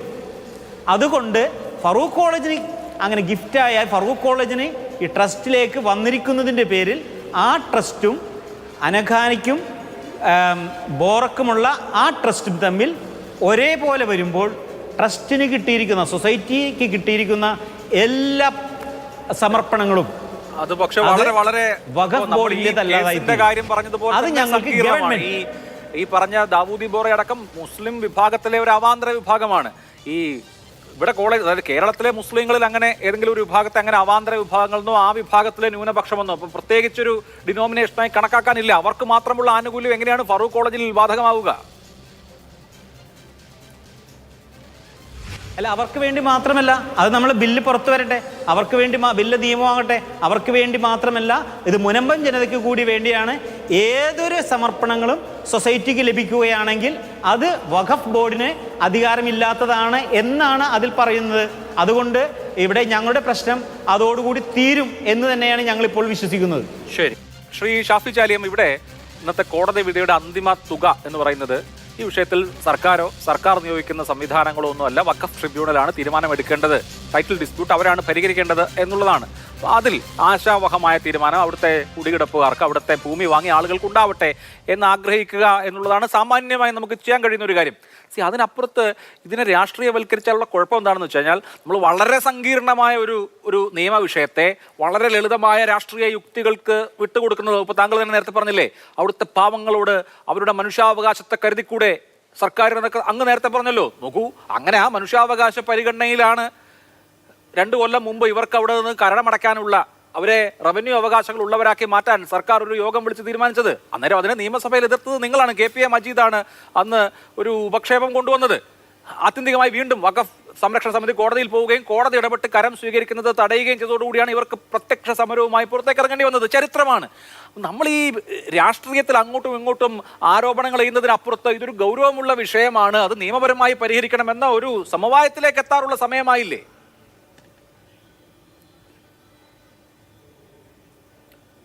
ഞാൻ പറയാം അഭിലാഷേ, ആദ്യം ബെന്നി ഇപ്പോൾ ഇവിടെ ചൂണ്ടിക്കാട്ടിയ ഒരൊറ്റ പരാമർശമുണ്ട്. അതായത് ഷിയ ഈ ബറേലി വിഭാഗങ്ങളുടെ വഖഫ് സമർപ്പണം, ആ സമർപ്പണത്തെ സംബന്ധിക്കാണ് ഈ JPC ഇങ്ങനെ ഒരു സാധനം കൂട്ടിച്ചേർത്തത്. ഇത് ആരുടെ ഇവിടുത്തെ ഈ മൂസാ സേട്ട് തുടങ്ങിയ ആ കാലത്തെ ഇത് അവരൊന്നും ഏതിൽപ്പെട്ടതല്ല, ഈ ഷിയ ബറേലി ഇതിൽപ്പെട്ടതല്ല, അവർ കച്ച് മേമൻ അതിൽപ്പെട്ടതാണ്. അതുകൊണ്ട് തന്നെ നിലവിൽ വരാൻ പോകുന്ന കേന്ദ്ര സർക്കാർ കൊണ്ടുവരുന്ന വഖഫ് ഭേദഗതി, ആ ഭേദഗതി ഒരു നിലക്കും നിലവിൽ ഈ മുനമ്പത്തെ പ്രശ്നങ്ങൾക്ക് പരിഹാരം ഉണ്ടാവില്ല. BJPൻ്റെ ആളുകൾ നിങ്ങൾക്ക് വ്യാമോഹങ്ങൾ തരികയാണ്.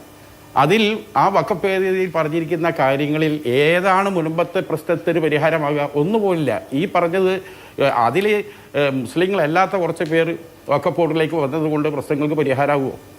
അതുപോലെ തന്നെ ജില്ലാ കലക്ടർക്ക് ആരെങ്കിലും പോയി ഒരു പരാതി കൊടുത്തിട്ടുണ്ടെങ്കിൽ ജില്ലാ കലക്ടർ ഇടുന്ന ഉത്തരവ്, ആ ഉത്തരവ് എന്താണ്, അതോടുകൂടി അത് വഖഫ് അല്ലാതാവും. അങ്ങനെ വഖഫിനെ ഇല്ലായ്മ ചെയ്യാൻ. അതേപോലെ വഖഫിലേക്ക് ആരെങ്കിലും വഖഫ് ചെയ്യണമെങ്കിൽ അതിന് യോഗ്യത വെച്ചു. 5 കൊല്ലം അയാൾ മുസ്ലിമായി ജീവിക്കണം, പ്രാക്ടീസിങ് മുസ്ലിം. പക്ഷേ അത് അയാൾ പ്രാക്ടീസിങ് മുസ്ലിം ആണെന്ന് എങ്ങനെ പ്രൂവ് ചെയ്യപ്പെടും? അതിനൊരു മാപിനെ നിശ്ചയിച്ചിട്ടുണ്ടോ? ഒന്നുമില്ല. അത് മുസ്ലിങ്ങളെ നശിപ്പിക്കുക, അവരുടെ സ്വത്തുക്കൾ നശിപ്പിക്കുക എന്ന ഒരു അജണ്ടയുടെ ഭാഗമാണ്. അതിൽ നിന്ന് മുനമ്പത്തെ ഈ സാധുക്കളുടെ പ്രശ്നം പരിഹരിക്കപ്പെടും എന്ന് പറയുന്നത് തെറ്റാണ്. ഒരു ചരിത്രം, കാലം എല്ലാത്തിനും സാക്ഷിയാണ്. മിസ്റ്റർ ബെന്നിയും BJPയുടെ പ്രതിനിധി എഴുതി വെക്കുക, നമ്മൾക്ക് 3 പേർക്കും ജീവനുണ്ടെങ്കിൽ വഖഫ് ഭേദഗതി യാഥാർത്ഥ്യമാകാൻ പോവുകയാണ്. നിങ്ങളെ പ്രശ്നം എങ്ങനെ പരിഹരിക്കണം നമുക്ക് ഈ ഫ്ലോറിൽ തന്നെ വീണ്ടും പഠിക്കാം. പിന്നെ മറ്റൊരു കാര്യം, എൻ്റെ സുഹൃത്ത് അരുൺകുമാർ അദ്ദേഹം ഇവിടെ പറയുണ്ടായി, ഈ മുസ്ലിം ലീഗിൻ്റെ 6 പേരടങ്ങുന്ന വഖഫ് ബോർഡാണ് ഈ തീരുമാനം എടുത്തത്. ഇങ്ങനെ പച്ച കളവ് വിളിച്ചു പറയില്ല. എല്ലാത്തിനും നിങ്ങളെല്ലാവരും ട്രോളിക്കൊണ്ടിരിക്കുകയാണ്. വേണ്ടത്ര പഠനം നടത്താതെ നിങ്ങൾ ചർച്ചയ്ക്ക് വരരുത്. ഈ നിസാർ കമ്മീഷനെ വെച്ചത് നിങ്ങളാണ്. നിസാർ കമ്മീഷൻ്റെ ശുപാർശ അംഗീകരിച്ചത് നിങ്ങളെ ക്യാബിനറ്റാണ്. നിങ്ങളെ ക്യാബിനറ്റ് ഒരു തീരുമാനമെടുത്ത് വഖഫ് ബോർഡിലേക്ക് കൊടുത്തിട്ട് വഖഫ് ബോർഡ് അതിൻ്റെ മുകളിൽ ആക്ട് ചെയ്തില്ല. ആക്ട് ചെയ്യാത്തതിന്റെ പേരിൽ ഇപ്പൊ തീർത്തട്ടെ. നിസാർ കമ്മീഷൻ റിപ്പോർട്ട് കൊടുത്തത് VS അച്യുതാനന്ദൻ സർക്കാരിന്റെ കാലത്താണ്. വീണ്ടും പറഞ്ഞുകൊണ്ടിരണം. അല്ലല്ല, VS അച്യുതാനന്ദൻ സർക്കാരിന്റെ കാലത്താണ് നിസാർ കമ്മീഷൻ റിപ്പോർട്ട് കൊടുത്തത്. താങ്കൾ പറഞ്ഞതുപോലെ ക്യാബിനറ്റ് അത് അംഗീകരിച്ചു. പക്ഷേ വഖഫ് ബോർഡ് ഈ ഭൂമിയെ വഖഫ് രജിസ്റ്ററിൽ ഉൾപ്പെടുത്തിയിരുന്നില്ല. അത് VSന്റെ കാലം കഴിഞ്ഞ് പിന്നെ ഉമ്മൻചാണ്ടിയുടെ കാലവും കഴിഞ്ഞ് നിങ്ങളുടെ വഖഫ് ബോർഡ് ചെയർമാൻ ഇരിക്കുമ്പോൾ 25/9/2019 വഖഫ് ബോർഡിന്റെ രജിസ്റ്ററിൽ ഈ ഭൂമി ഉൾപ്പെടുത്തിയത്. അതേ തുടർന്നാണ് ബാക്കി കാര്യങ്ങളൊക്കെ. അതാണ് ഇവിടെ അരുൺകുമാർ സൂചിപ്പിച്ചത്. അല്ല അങ്ങനെ അഭിലാഷ പാസ് ചെയ്ത പോലെ ഇവിടെ വഖഫ് ഈ നിസാർ കമ്മീഷന്റെ ശുപാർശയാണ് ഇത് വഖഫ് ഭൂമിയാണ് എന്നത്. ആ ശുപാർശ എന്ത് ചെയ്യാണ് അംഗീകരിച്ചത് അച്യുതാനന്ദൻ സർക്കാർ. അല്ല, ഞാനത് വിശദീകരിക്കാൻ അംഗീകരിച്ചത് അച്യുതാനന്ദൻ സർക്കാരാണ്. അച്യുതാനന്ദൻ സർക്കാർ അംഗീകരിച്ച് ആർക്ക് കൊടുത്തു? വഖഫ് ബോർഡിന് കൊടുത്തു. പക്ഷെ വഖഫ് ബോർഡ് അതിന് മുകളിൽ ആക്ട് ചെയ്തില്ല. ഉമ്മൻചാണ്ടിയുടെ കാലത്ത് ആക്ട് ചെയ്തില്ല. 2019 ആക്ട് ചെയ്യാൻ കാരണമായത് എന്തുകൊണ്ടാണ്? ഈ വഖഫ് സംരക്ഷണ സമിതി കോടതിയിൽ പോയി ഗവൺമെന്റ് ഒരു തീരുമാനം എടുത്ത് വഖഫ് സ്വത്താണെന്ന് പറഞ്ഞിട്ടും വഖഫ് ബോർഡ് അത് എന്ത് ചെയ്യുന്നില്ല, സംരക്ഷിക്കില്ല എന്ന് പറഞ്ഞ് പോയപ്പോൾ കോടതി അലക്ഷ്യം വരാതിരിക്കാനായി CEO ഒരു ഉത്തരവ് പുറപ്പെടുവിക്കുക മാത്രമാണ് ചെയ്തത്, അല്ലാതെ വഖഫ് ബോർഡല്ല. എന്നിട്ട് 2019 ഈ റഷീദ് അലി ശിഹാബ് തങ്ങളുടെ കാലാവധി അവസാനിച്ച് 2020 ആര് വന്നു? TK ഹംസ ചെയർമാനായി വന്നു. TK ഹംസ ചെയർമാനായി വന്ന ആ ബോർഡ് ആദ്യമെടുത്ത തീരുമാനം എന്താണ്? അവിടെ കരമൊടുക്കുന്നത് നിർത്തിവെക്കണം എന്ന് പറഞ്ഞ് ഉത്തരവിട്ട് കൊടുക്കുന്നത്. ഉത്തരവ് ഒരു ഭാഗത്ത് ഇടുന്നു, അത് പ്രകാരം കരം നിഷേധിക്കുന്നു. ഉടനെ തന്നെ ഇവിടുത്തെ റവന്യൂ മന്ത്രി രാജു എന്ത് ചെയ്യുന്നു? അവരെടുത്ത് ഈ മനുഷ്യന്മാർ വരുന്നു, കരം ഒടുക്കാനുള്ള സൗകര്യം സർക്കാർ ഉണ്ടാക്കി കൊടുക്കുന്നു. ഈ വൈരുദ്ധ്യമാണ് KPA മജീദ് ഒരു ഉപക്ഷേപത്തിലൂടെ അസംബ്ലിയിൽ ചോദ്യം ചെയ്തത്. ഒരു ഭാഗത്ത് നിങ്ങൾ എന്ത് ചെയ്യുന്നു? കരം കൊടുക്കരുത് എന്ന് പറയുന്നു, മറുഭാഗത്ത് കരം കൊടുക്കുന്നത് ഒഴിവാക്കണമെന്ന് പറയുന്നു. ഈ വൈരുദ്ധ്യമാണ് KPA മജീദ് ചൂണ്ടിക്കാണിച്ചത്. ചർച്ചയിലേക്ക് പോകണ്ടെന്ന് വെച്ചിട്ടാണ്. അത് വിടൂ. പ്രസംഗിച്ച് കേൾപ്പിക്കുക എന്തിനാ മറക്കണേ? വളരെ ഈ വൈവിധ്യമാണ് സർക്കാർ കയ്യിൽ നിന്ന് കരം ഈടാക്കാൻ എടുത്ത തീരുമാനം വഴി വഖഫിനെ അന്യാധീനപ്പെടുത്താനാണ് ഇടതു മുന്നണിയുടെ സർക്കാർ എന്നൊക്കെ പറഞ്ഞിട്ടാണ് ആ പ്രസംഗം. അതൊക്കെ ഇപ്പൊ സാമൂഹ്യ മാധ്യമങ്ങളിൽ അടക്കമുണ്ട്. നമ്മൾ അതൊക്കെ തർക്കിക്കണോ? അതൊന്നും അല്ല വിഷയം. ഒരു മിനിറ്റ്, അന്നത്തെ ടി കെ ഹംസയുടെ നേതൃത്വത്തിലുള്ള വഖഫ് ബോർഡിന്റെയും ആ തീരുമാനമാണ് മജീദ് വായിച്ചത്. കെ പി മജീദ് സാഹിബ് മനുഷ്യരെ ഇത്രയും പ്രയാസമാക്കുന്നത് അവിടെ ഷാഫി ഇപ്പൊ അങ്ങ് പറഞ്ഞല്ലോ ഇപ്പൊ പറഞ്ഞു തീർന്നില്ല. അഭിലാഷി ചോദിച്ചൊരു ചോദ്യം അവിടെ കിടക്കുന്നുണ്ടല്ലോ. ഏതാ ഇതൊക്കെ യാഥാർത്ഥ്യം അല്ല. ഇത് ഈ വഖഫ് ബോർഡ് അല്ല. ഇത് അല്ല നിങ്ങൾക്ക് പിന്നെ ഞാൻ അങ്ങനെ പറഞ്ഞാൽ മോശം. ഞാൻ അങ്ങനെ ഒന്നും നിങ്ങൾ സംസാരിക്കാറില്ല. നിങ്ങൾ അരുൺകുമാർ അപ്പുറം ഉണ്ടല്ലോ, അയാൾ പറയേണ്ടതൊക്കെ പറഞ്ഞല്ലോ. അയാൾക്ക് ഞാൻ മറുപടി കൊടുക്കുമ്പോൾ അരുൺകുമാർ ഇവിടെ സാധാരണ തടസ്സപ്പെടുത്താറില്ല. ഇന്ന് അയാൾ തടസ്സപ്പെടുത്തുന്നില്ല. ഇന്ന് ഉടനെ തടസ്സപ്പെടുത്താം. ഇതിനെ വഖഫ് ബോർഡ് ആക്കിയത് നിസാർ കമ്മീഷൻ, അംഗീകരിച്ചത് അച്യുതാനന്ദൻ ഗവൺമെന്റ് അല്ലേ? ഇത് ഇംപ്ലിമെന്റ് ചെയ്യാൻ ശ്രമിച്ചത് പി കെ എംസിന്റെ നേതൃത്വത്തിലുള്ള വഖഫ് ബോർഡ്. എല്ലായിടത്തും പ്രതികൾ നിങ്ങളാണ്. ഇതിലെ കൺഫ്യൂഷൻ ചോദ്യം ചെയ്തതാണ് കെ പി മജീദ്, വേറെ ഒന്നുമല്ല. പിന്നെ നിങ്ങൾ അവസാനം പറഞ്ഞ ഒറ്റ കാര്യം ഇവിടെ പറഞ്ഞല്ലോ, പിന്നെ വഖഫ് ട്രിബ്യൂണൽ. എന്താ വഖഫ് ട്രിബ്യൂണൽ? ട്രിബ്യൂണൽ ആർക്ക് വേണ്ടിയുള്ള? ഹൈക്കോടതിയിൽ നിന്നും നിശ്ചയിക്കപ്പെട്ട ഒരു ജഡ്ജിയാണ് അവിടെ ഉള്ളത്. അതും ഒരു മുസ്ലിം അല്ല, ഒരു ക്രിസ്ത്യാനിയാണ്. ഞാൻ മതം തിരിച്ച് പറയാൻ പാടില്ല. ആശങ്കകൾ വേണ്ട. വഖഫ് ട്രിബ്യൂണലിൽ വന്നിട്ട് ആ ട്രിബ്യൂണലിൽ നീതിപൂർവമായ ഒരു നിയമവ്യവഹാരം നടക്കട്ടെ. ഈ സാധുക്കളുടെ പ്രശ്നം അവിടെ വെച്ച് പരിഹരിക്കപ്പെടട്ടെ എന്നാണ് ഞങ്ങൾ ആശിക്കുന്നത്. ശരിയല്ല. എന്നാൽ അതേ സമയത്ത് ഈ രാജ്യത്ത് വഖഫ് ചെയ്യപ്പെട്ട മുതൽ സംരക്ഷിക്കുകയും വേണം. പണം കൊടുത്ത് ഭൂമി വാങ്ങിയവന് അത് നിഷേധിക്കാന്ന് പറഞ്ഞാൽ പറ്റിക്കപ്പെട്ടോ എന്നാണ് അറിയേണ്ടത്. ശരി, ഞാൻ അരുണിലേക്ക് ഈ രാഷ്ട്രീയം പാസ് ചെയ്തു പോരുത്. അല്ല, ഇവിടെ താങ്കൾ ഒന്ന് കൺഫ്യൂഷൻ ഉണ്ടാക്കി. ഇവിടെ എല്ലാ തീരുമാനവും എടുത്തവർ അപ്പുറത്ത് കിടക്കുന്നു. അല്ലാതെ അവര് മറുപടി പറയട്ടെ. ഞാൻ താങ്കളോട് ചോദിക്കുന്നു. ഇപ്പൊ താങ്കൾ പറഞ്ഞു നിസാർ കമ്മീഷൻ കേൾക്കൂ. ഒന്ന് നിസാർ കമ്മീഷനോ മറ്റേതെങ്കിലും ഒരു കമ്മീഷനോ ഒരു ഭൂമി വഖഫ് ആണെന്നോ അല്ലെന്നോ നിശ്ചയിക്കാനുള്ള അധികാരമില്ല. അവരുടെ അധികാര പരിധിയിൽപ്പെടുന്ന കാര്യമല്ല. നിസാർ കമ്മീഷൻ എന്തായിരുന്നു? വിവിധ വഖഫ് പ്രോപ്പർട്ടികൾ അന്യാധീനപ്പെടുന്നതിനെ കുറിച്ച് ശുപാർശ നൽകാൻ നിയോഗിക്കപ്പെട്ട ഒരു സമിതിയായിരുന്നു. ആ കമ്മിറ്റി വഖഫ് ബോർഡിനോട് ഈ പറഞ്ഞ ഭൂമിയുടെയൊക്കെ വഖഫ് സ്റ്റാറ്റസ് പരിശോധിക്കാൻ നിർദ്ദേശിച്ചുള്ളൂ. അല്ലാതെ ഒരു ഭൂമി വഖഫാണ് എന്ന് ശുപാർശ ചെയ്യാൻ നിസാർ കമ്മീഷൻ അധികാരമില്ല. ആ ശുപാർശ അനുസരിച്ച് സർക്കാരിന് എന്നാൽ പിന്നെ ഇത് വഖഫാണെന്ന് തീരുമാനിക്കാനുള്ള അധികാരവുമില്ല. ഇതൊക്കെ തന്നെയാണ് ഇതിന്റെ ഫണ്ടമെന്റൽ ഇഷ്യൂസ്. ഇതേ വിഷയമാണ് ഇന്ന് ഹൈക്കോടതി ചൂണ്ടിക്കാണിക്കുന്നത്. നിങ്ങളൊരു കമ്മീഷനെ വെച്ചിട്ട് ഇത് വഖഫാണോ അല്ലയോ എന്ന് നോക്കുന്ന ഏർപ്പാടൊന്നും ഈ രാജ്യത്തെ നിയമം അനുസരിച്ച് പറ്റില്ല. അപ്പൊ ഇതിന്റെ അടിസ്ഥാനപരമായ വിഷയങ്ങളെ കൃത്യമായി അഭിസംബോധന ചെയ്യാതെ നിങ്ങളാണ് മറ്റവരാണ് മറിച്ചവരാണെന്ന് പറഞ്ഞൊരു കാര്യമുണ്ടോ ഷാഫി ചാലിയം? അല്ല, ഇത് ലീഗ് ഭരിക്കുന്ന ലീഗിന്റെ 6 ആളുകളുള്ള സമയത്താണ് ഈ മുനമ്പത്തെ വഖഫാക്കിയത് എന്നൊരു വാദം ഇവിടെ ഉയർത്തിയാൽ ഇവിടെ ഇപ്പൊ ഈ നിസാർ കമ്മീഷന് എന്താണ് ഇതിന് പ്രാധാന്യമില്ലേ? അന്നത്തെ അച്യുതാനന്ദൻ ഗവൺമെന്റിന്റെ ഈ ക്യാബിനറ്റിന്റെ ഡിസിഷന് ഒരു പ്രാധാന്യമില്ലേ? പിന്നീട് ടി കെ എം സിയുടെ കാലത്ത് ഇത് ഇംപ്ലിമെന്റ് ചെയ്യാൻ ശ്രമിച്ചതിന് ഒരു പ്രാധാന്യമില്ലേ? അപ്പുറത്ത് ഇത് പറയുമ്പോൾ ഞാൻ ഇതൊന്നും പറയാതെ മിണ്ടാതിരിക്കണം. ശരി, അരുൺകുമാർ പറഞ്ഞു, ശരി, എനിക്കൊന്നും പറയാനില്ല. ഇതാണോ ഈ ചർച്ചയിൽ ഞാൻ പറയേണ്ടത്? ഇവിടെ ഞാൻ പറയുന്നത് എന്താ, വഖഫ് ട്രിബ്യൂണലിൽ ആണ് ഇപ്പോൾ ഈ വിഷയം അവിടെ ഉള്ളത്. ശരി, അത് മാത്രം ഒന്ന് പറയാൻ എന്നെ സമ്മതിക്കോ? അത് മാത്രം അതൊന്ന് കൺക്ലൂഡ്. കാരണം പ്രേക്ഷകർക്ക് ഇതെന്തോ സൗദി അറേബ്യന്നും താലിബാനും നിയന്ത്രിക്കുന്ന ഒരു സാധനമാണ് വഖഫ് ട്രിബ്യൂണൽ എന്ന് പറഞ്ഞാൽ എന്താണെന്ന് കേൾക്കുന്ന ആളുകൾക്ക് അറിയാം. താങ്കളൊന്ന് പറഞ്ഞല്ലോ. അല്ലെ, ഒറ്റ സെക്കൻഡ് എന്തിനാ ഇങ്ങനെ തടസ്സപ്പെടുത്തുന്നത്? ആ വർത്താനം പറഞ്ഞ സമയം എനിക്ക് ഒന്നൂടെ അഭിലാഷേ. ഞാൻ പറഞ്ഞത് എന്താ, സാധാരണ ഇതൊരു സിവിൽ വ്യവഹാരമാണ്. ഒരു സിവിൽ കോടതിയിൽ പോയാൽ 25ഉം 60ഉം വർഷം എടുക്കുന്നത്. അത് ഒഴിവാക്കാൻ വേണ്ടി വഖഫിൽ ആരെങ്കിലും വ്യവഹാരം നടത്തുന്നുണ്ടെങ്കിൽ അവന്റെ വ്യവഹാരങ്ങൾക്ക് വേഗത്തിൽ തീരുമാനം കിട്ടാൻ വേണ്ടിയാണ് ഈ ദേവസ്വം ബോർഡിനും അതുപോലെ തന്നെ വഖഫിനും അതുപോലെ തന്നെ ഫോറസ്റ്റിനും എല്ലാവർക്കും ഈ ട്രിബ്യൂണൽ ഉണ്ടാക്കിയത്. ഈ ട്രിബ്യൂണലിൽ കാര്യങ്ങൾ എളുപ്പാക്കാനുള്ളതാണ്, സങ്കീർണമാക്കാനോ എല്ലാം അവിടുന്ന് മതവിധി ഒന്നല്ല വരുന്നത്. അത് നമ്മൾ മനസ്സിലാക്കണം. തീർച്ചയായും നീതിപൂർവമായ ഒരു വ്യവഹാരം വഖഫ് ട്രിബ്യൂണലിൽ നടന്നാൽ ഇരുഭാഗത്തെ വഖഫ് ഭൂമിയാണെങ്കിൽ അത് ഒരു ഭാഗത്ത് സംരക്ഷിക്കപ്പെടും. ഇവരെ പണം കൊടുത്ത് ആരെയും പറ്റിച്ചിട്ടുണ്ടെങ്കിൽ ആ പറ്റിച്ചവരുടെ കയ്യിൽ നിന്നും അത് തിരിച്ചു പിടിച്ച് ഇവരുടെ പുനരധിവാസം ഉണ്ടാക്കണം, ഇവരുടെ വിഷയങ്ങൾക്ക് പരിഹാരം കണ്ടെത്തണം. ശരി, ശ്രീ അരുൺകുമാർ, ഇവിടുത്തെ ഒന്ന് രാഷ്ട്രീയമായ കാര്യം പറഞ്ഞല്ലോ. ഈ നിസാർ കമ്മീഷൻ രൂപീകരണം തന്നെ മുസ്ലിം ലീഗ് അല്ലെങ്കിൽ അതിന്റെ അണികൾ വഖഫ് സ്വത്തുകൾ കൈയടക്കി വെച്ചിരിക്കുന്നു, അല്ലെങ്കിൽ അന്യാധീനപ്പെടുത്തുന്നു തുടങ്ങിയ പൊളിറ്റിക്കലായ ആരോപണങ്ങളുടെ കൂടി പുറത്ത് എന്നാ പിന്നെ അതൊന്ന് കണ്ടുപിടിച്ച് കളയാം, ഇങ്ങനെയൊക്കെ കൂടിയുള്ള ആലോചനകളുടെ ഭാഗമാണല്ലോ. എന്തായാലും അത് തുറന്നതൊരു പാൻഡോരയുടെ പെട്ടിയാണ്. കമ്മീഷൻ അല്ല ഇത് വഖഫാണ് എന്ന് പ്രഖ്യാപിച്ചത്, അതൊക്കെ ശരിയാണ്. പക്ഷേ ഈ കമ്മീഷന്റെ ശുപാർശയെ തുടർന്നാണ് ഇതിന്റെ ബന്ധപ്പെട്ട നടപടിക്രമങ്ങളൊക്കെ നടക്കുകയും വഖഫ് ബോർഡ് ഇക്കാര്യം പരിശോധിക്കുകയും തുടർന്നുള്ള നടപടിക്രമങ്ങൾ നോട്ടീസ് അയക്കൽ തുടങ്ങി ഏറ്റവും ഒടുവിൽ നടന്ന കാര്യം വരെ ഉണ്ടായിട്ടുള്ളത്. അപ്പൊ ഇനിയിപ്പോ രാഷ്ട്രീയമായ പരിഹാരമൊട്ട് സാധ്യമാവുകയുമില്ല. ഇതിൽ ഈ പാൻഡോരയുടെ പെട്ടി തുറന്നതിൽ നിങ്ങളുടെ പങ്ക് ഉണ്ട് എന്നുള്ളത് അങ്ങ് സമ്മതിക്കല്ലേ?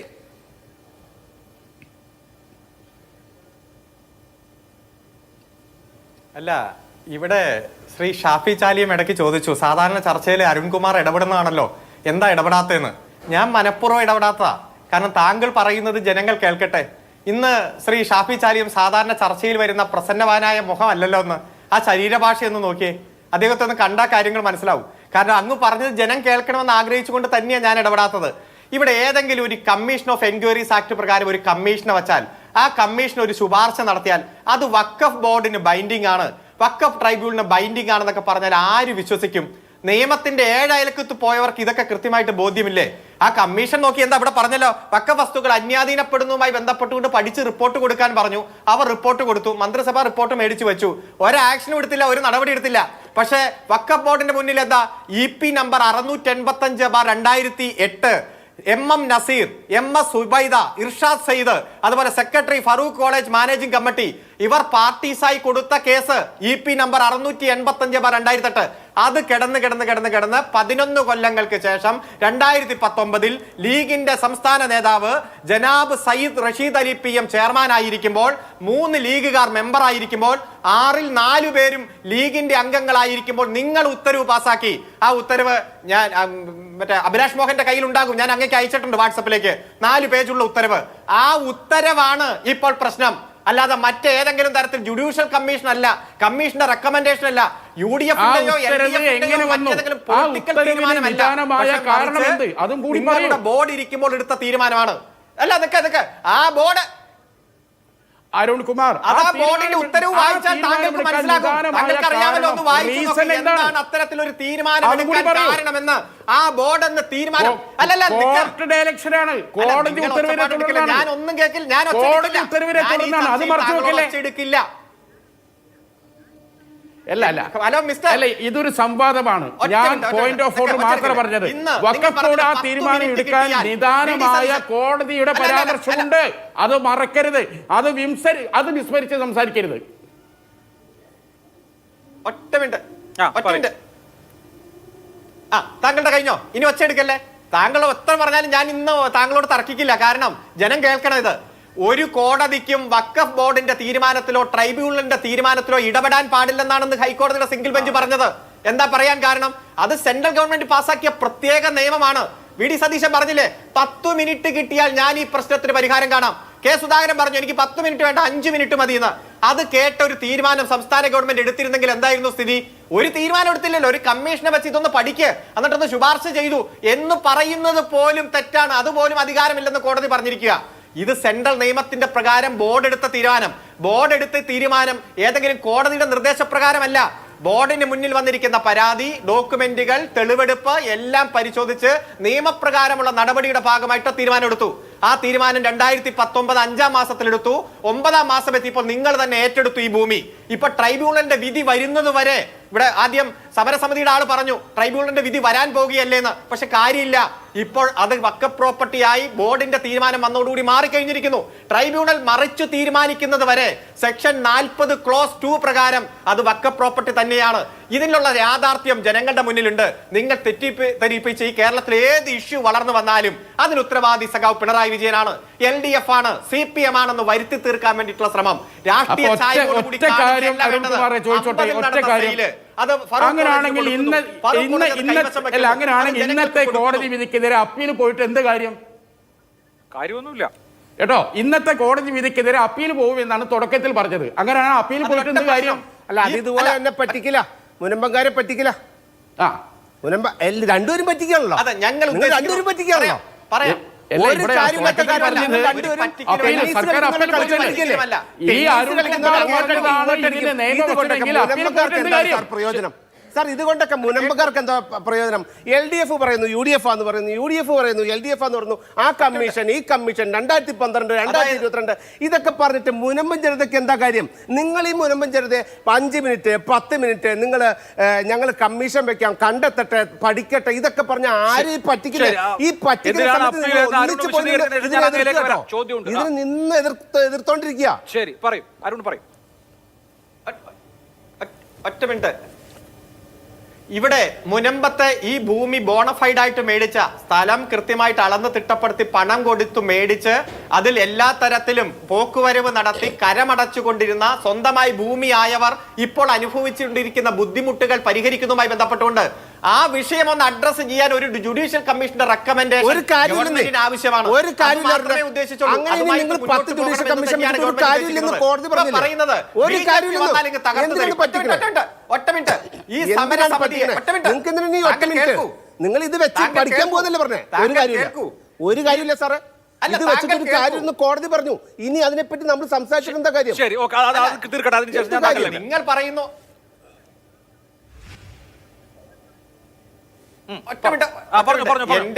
ജനങ്ങൾക്ക് മനസ്സിലായി, താങ്കളുടെ ശാരീരിക ഭാഷയും താങ്കളുടെ മനോഭാവം ഒക്കെ മനസ്സിലായി. ആയിക്കോട്ടെ,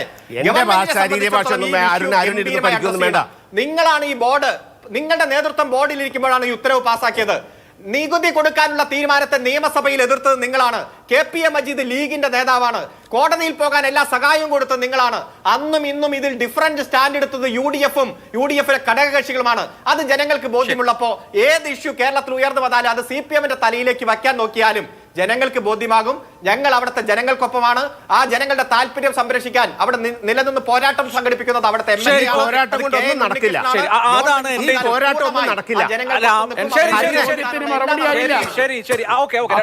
പോയിട്ട് എന്ത് കാര്യം?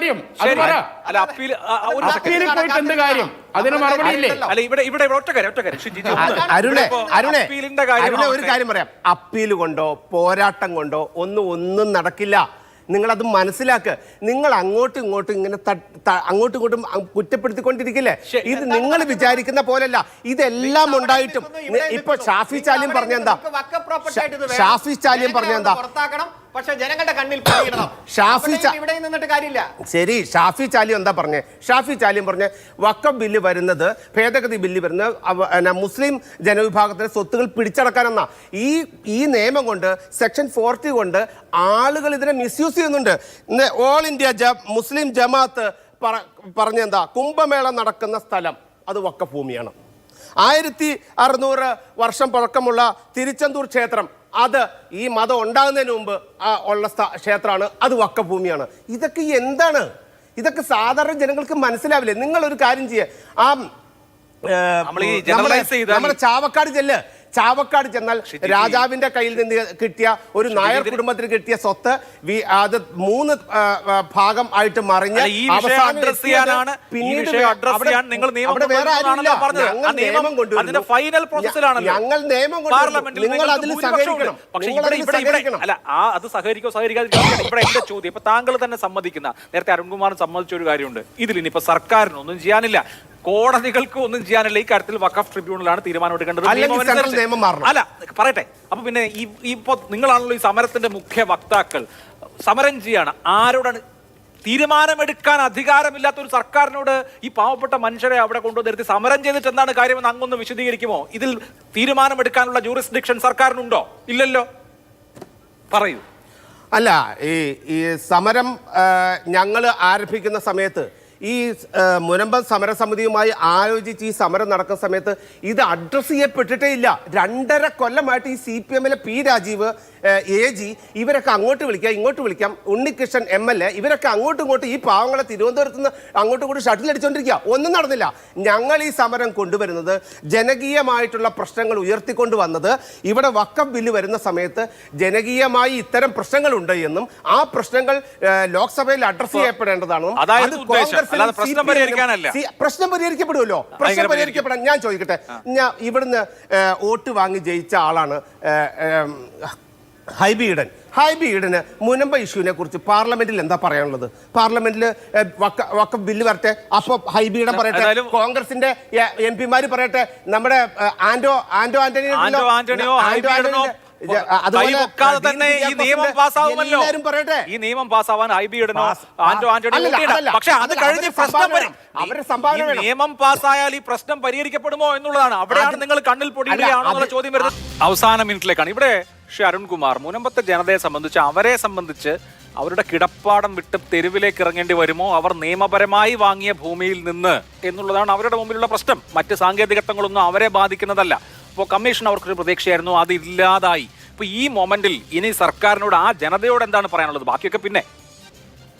ഏതായാലും ഇത് ഗിഫ്റ്റ് ആണോ അതുപോലെ വക്കഫ് പ്രോപ്പർട്ടി ആണോ എന്നതിന്റെ കാര്യത്തിൽ ഒരു വലിയ സംശയം തന്നെയുണ്ട്. ഞാൻ ആദ്യം സൂചിപ്പിച്ചല്ലോ, ഗിഫ്റ്റ് അല്ല, വക്കഫ് പ്രോപ്പർട്ടി ആണെങ്കിൽ കംപ്ലീറ്റ് ഡെഡിക്കേഷൻ ആയിരിക്കണം. ഇതിന്റെ ഡോക്യുമെന്റുകൾ സൂക്ഷ്മമായിട്ട് പരിശോധിക്കുമ്പോൾ, പ്രത്യേകിച്ച് 1950 ആധാരം പരിശോധിക്കുമ്പോൾ ഇത് കംപ്ലീറ്റ് ഡെഡിക്കേഷൻ അല്ല, എപ്പോൾ വേണമെങ്കിലും തിരിച്ചെടുക്കാം എന്ന രൂപത്തിലാണ്.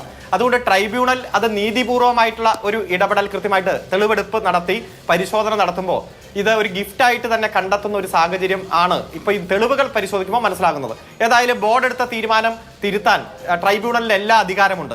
അതുകൊണ്ട് ട്രൈബ്യൂണലിന്റെ മുന്നിൽ ഈ കേസ് ഏറ്റവും ഗംഭീരമായിട്ട് നടത്താനും എല്ലാ തെളിവുകളും ഹാജരാക്കാനും ബോണഫൈഡ് പർച്ചേസർ എന്ന രൂപത്തിൽ ഈ ഭൂമി വാങ്ങിച്ച എല്ലാ തരത്തിലുള്ള ആധാരം പരിശോധിച്ച് ചോദിച്ച പണം കൊടുത്ത് അതിനുശേഷം പോക്കുവരവ് നടത്തി കരമടച്ച് മുന്നോട്ട് പോകുമ്പോഴാണല്ലോ ഈ പ്രതിസന്ധികൾ ഉണ്ടായത്. അതിന്റെ ഭാഗമായി ഏറ്റവും ബോണഫൈഡ് ആയിട്ടുള്ള ജനങ്ങൾക്ക് ബുദ്ധിമുട്ടുണ്ടാക്കാത്ത തരത്തിൽ ഈ വിഷയത്തിൽ ട്രൈബ്യൂണലിൽ നിന്ന് ഒരു അനുകൂല വിധി ഉണ്ടാക്കുന്നതിന് വേണ്ടിയിട്ടുള്ള എല്ലാ തരത്തിലുള്ള നിയമ പോരാട്ടത്തിന് ഗവൺമെന്റ് നേതൃത്വം കൊടുക്കും. അതുകൊണ്ട് തന്നെ ഈ വിഷയം അഡ്രസ് ചെയ്യാൻ ഇപ്പോൾ ടേംസ് ഓഫ് റെഫറൻസ് അനുസരിച്ച് തന്നെ കമ്മീഷന്റെ പ്രവൃത്തി പൂർത്തീകരിക്കാൻ ഭാഗത്തിന് ഡിവിഷൻ ബെഞ്ചിൽ പോയി അനുകൂലമായിട്ടുള്ള വിധി സമ്പാദിക്കാൻ വേണ്ടിയിട്ടുള്ള ഇടപെടൽ നടത്തും. അവിടുത്തെ ജനങ്ങളുടെ ഇഷ്യൂ ഏത് തരത്തിലാണോ അഡ്രസ് ചെയ്യേണ്ടത് അത് അഡ്രസ് ചെയ്ത് ആ ജനങ്ങളോടൊപ്പം തന്നെ നിൽക്കാൻ വേണ്ടിയിട്ടുള്ള സമീപനമാണ് ഗവൺമെന്റ് സ്വീകരിച്ചത്. വഖഫ് ട്രിബ്യൂണൽ കൃത്യമായി രേഖകൾ ഹാജരാക്കി ആ ട്രിബ്യൂണലിനെ ബോധിപ്പിക്കുക, ആ ട്രിബ്യൂണൽ ടൈറ്റിലിന്റെ കാര്യത്തിൽ തീരുമാനമെടുക്കുക എന്നുള്ളതാണ് ഏറ്റവും നടക്കേണ്ടതായ, ഏറ്റവും സാധാരണമായ സ്വാഭാവികമായ വഴി. അതിന് കഴിയട്ടെ എന്ന് വിചാരിക്കാം. അങ്ങനെ ഈ പ്രശ്നം ശാശ്വതമായി പരിഹരിക്കട്ടെ എന്നും വിചാരിക്കാം. വളരെ നന്ദി 4 പാനലിസ്റ്റുകൾക്കും. സൂപ്പർ പ്രൈം ടൈം അവസാനിക്കുന്നു. നമസ്കാരം.